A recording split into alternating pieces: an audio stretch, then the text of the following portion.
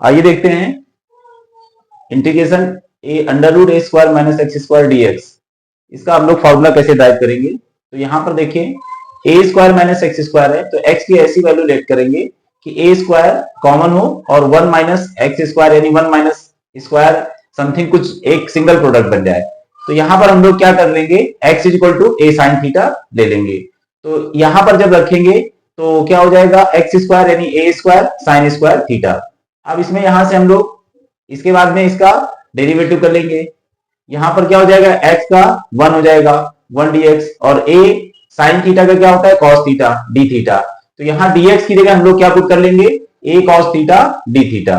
अब यहां पर इसके बाद में हम लोग क्या करेंगे, a स्क्वायर इन दोनों में कॉमन कर लेंगे। तो ये 1 माइनस क्या हो जाएगा साइन स्क्वायर थीटा और यहाँ a cos theta d theta है।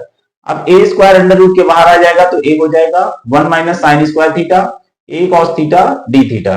अब a का a में मल्टीप्लाई कराएंगे तो a स्क्वायर, अब यहां से 1 माइनस साइन स्क्वायर थीटा क्या होता है cos square theta, cos square theta cos theta d theta.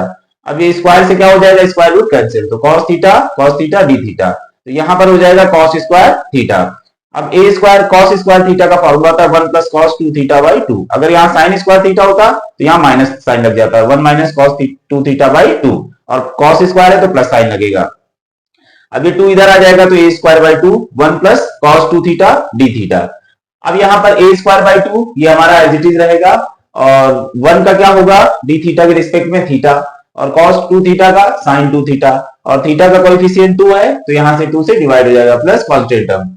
अब यहाँ पर क्या हो जाएगा a स्क्वायर बाई 2, थीटा की वैल्यू हम लोग कैसे फाइंड करेंगे, तो यहाँ से x is equal to a sin theta है, a नीचे आ जाएगा तो x upon a is equal to sin theta, sin theta उधर sin इधर जाएगा, sin inverse x upon a is equal to theta. तो थीटा की वैल्यू हमारी क्या आ गई, sin inverse x upon a, ये थीटा की वैल्यू हमने रख दी। फिर उसके बाद में हमें sin 2 थीटा की वैल्यू पता करनी है, तो यहाँ पर इसका फिर से स्क्वायर कर देंगे दोनों side, x square upon a square sin square theta, फिर 1 से माइनस कर देंगे तो 1 minus x square upon a square 1 minus sin square theta, ये बन जाएगा cos स्क्वायर थीटा। यहाँ पर एलसीएम लेंगे तो क्या हो जाएगा a square minus x square upon a square. अब यहाँ से स्क्वायर हटेगा, स्क्वायर रूट लग जाएगा। अब यहाँ से under root a square minus x square और ये अंडर रूट के बाहर आया स्क्वायर तो a हो गया, तो cos थीटा की वैल्यू हमने ये पुट कर दी। अब देखिए यहाँ पर क्या होगा, sin 2 थीटा का फॉर्मूला होता है 2 sin थीटा cos थीटा। अब 2 से ये 2 कैंसिल हो जाएगा, sin थीटा की वैल्यू हमारे पास में x अपान a यहाँ पर है, sin थीटा की वैल्यू x अपान a और cos थीटा की वैल्यू हमने यहाँ से under root a square minus x square upon a plus c।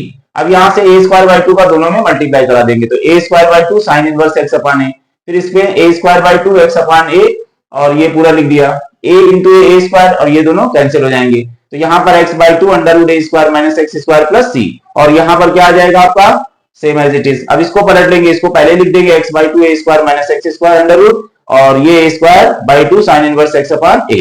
तो इस तरह से under root a square minus x square dx का फॉर्मूला ये डेवलप हो गया। और एप्लीकेशन ऑफ इंटीग्रेशन में ये फॉर्मूला बहुत यूज में आता है, उसमें अगर आप ये फॉर्मूला भी लिख देते हो और मान लीजिए क्वेश्चन आपका मिस्टेक हो जाता है तो 1 नंबर इस फॉर्मूले का जरूर मिल जाता है।